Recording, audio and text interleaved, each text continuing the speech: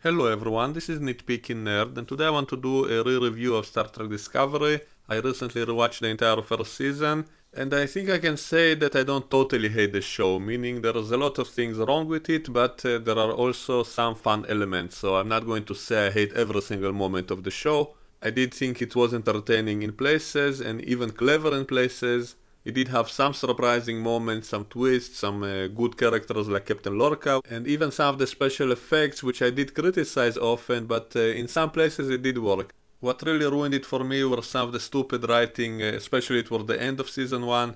And as I was rewatching season 1, I used the opportunity to collect a lot of things which kind of bugged me, or things that reminded me of other things. And so on my other channel I made a whole bunch of compilations of all the stupid moments in the show, and also all the scenes which reminded me of similar scenes in other movies and other TV shows. And I made compilations to compare them to each other, just to demonstrate the fact that this show seems to try to imitate more successful movies and shows to improve itself. Now, you could say it's not a ripoff, you could say it's paying homage, but if your entire show based only on taking ideas and visual styles from other stuff and just mixing it all together to try to pass it as something new, if they don't add anything original at all to it, then that explains that feeling I had of watching the show, that I've seen all of it before in other places, that it doesn't really feel original or imaginative in any way.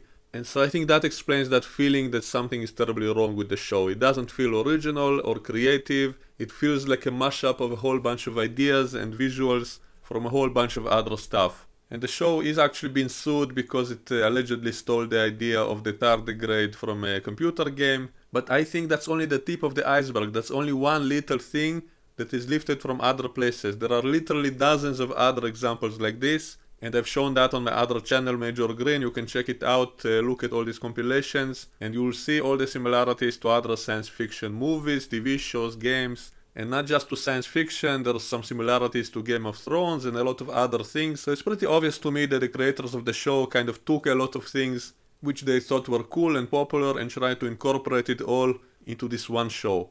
Now, I personally don't really mind they take ideas from other places if they are good ideas, and if they improve upon them, then I don't have a huge problem with that. The problem is that they don't really improve on the ideas a lot of the times, and the original was much better, and so that removes that point of improving something in a remake. And my other point is that they have to bring something original as well. They can't just base the entire show on recycled ideas from other places. They have to create something new. And in the past, every new Star Trek show usually invented some kind of new ideas, at least for a while. Actually, one of my criticism of Voyager and Enterprise was that it felt like just a copy of the older shows, just recycling some of the same ideas. So I actually think Star Trek was on a decline since Deep Space Nine, because it seemed to run out of good ideas, but even Voyager and Enterprise did occasionally bring some kind of new ideas that were not done before.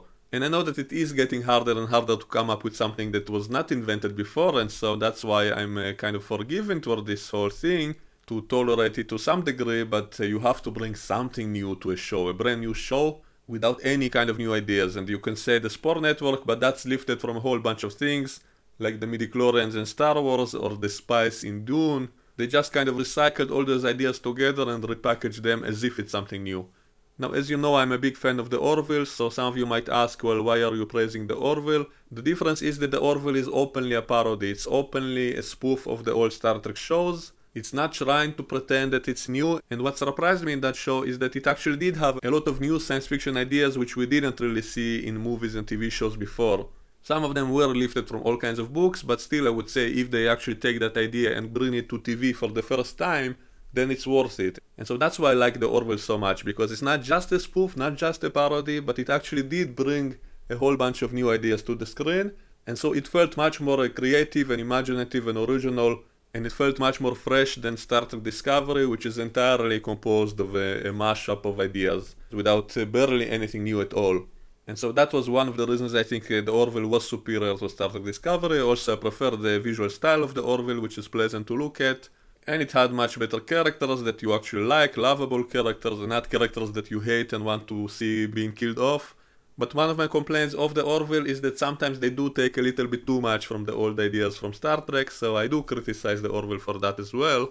But at least it gave us new things as well, not just recycling the old stuff.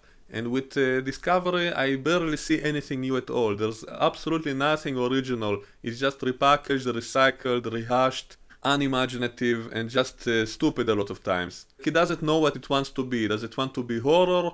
Does it want to be fantasy? It all just feels too messy in my opinion. So that's all I wanted to say for today. So this is a flaw in both shows, but especially Star Trek Discovery. And it's kind of annoying me how blatantly they're doing that, kind of directly ripping off ideas. And I know a lot of movies and TV shows do that all the time. They all steal stuff from each other. And one of my favorite shows was Stargate SG-1, and they also used to do that all the time. But at least in that show, they kind of did that humoristically and also acknowledging where they took it from. A lot of times they directly credited, they say, oh, it's like in that movie or something. So they kind of admitted that in the show itself. So it's more of a homage than a ripoff. And the same in the Orville, they're doing that in a comedic way, so that's more forgivable. But Discovery is taking itself so seriously, and they take all these ideas and visual stuff from other sources and trying to pass it off as their own in a serious way, so that's why I think it kind of rubs me the wrong way. So just like the Tardigrade thing which they stole from a game and they are now being sued for that, they actually did exactly the same thing from numerous other sources. And if you want to see all those examples I collected, check out the videos on my other channel, Major Green, and you'll see direct comparisons of scenes from Discovery to the movies that I think they ripped off from. You can check it out and let me know what you think in the comments below. If you enjoyed this video, please leave a like and subscribe, and I hope to see you next time. Bye bye.